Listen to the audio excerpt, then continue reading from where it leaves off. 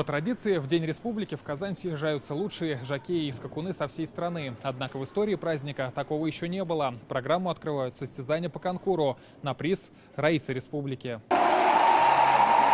Выступление посмотрели Рустам Миниханов, Ментимир Шаймиев и Марат Ахметов. Раис Республики подчеркнул, в Татарстане уделяется большое внимание развитию конного спорта.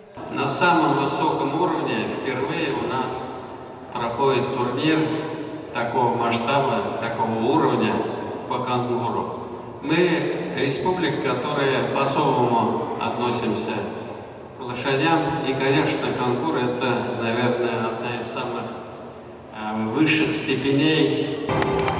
Победителем первого Кубка Раиса стал Сергей Петров из Москвы. Сергей Петров выступал на лошади «Ламур-Зет».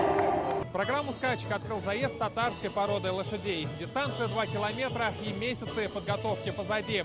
Самым первым к финишу своего жокея принес Алтын РТ из Тюлечинского района. Эмоции переполняют, как первый раз еду на этой породе, вообще первый раз. Тяжело, трудно, но интересно. В соревнованиях только чистокровные породы. Помимо татарской, это и арабские скакуны и рысаки. Жокеи разыграли десятки наград, среди которых кубок первого президента Татарстана, Раисы Республики и президента Арабских Эмиратов. Традиционно на скачки в День Республики приезжают тысячи зрителей и гостей со всего Татарстана. У каждого свои фавориты. Вот с мужем приехали, с семьей, со всей семьей приехали сюда. Скачки – это для нас большая традиция, да. Но День Республики тоже праздник большой. Соревновательный эффект лошади, посмотреть, так. Мы первый раз на скачках посмотрим, как заинтересует, нет.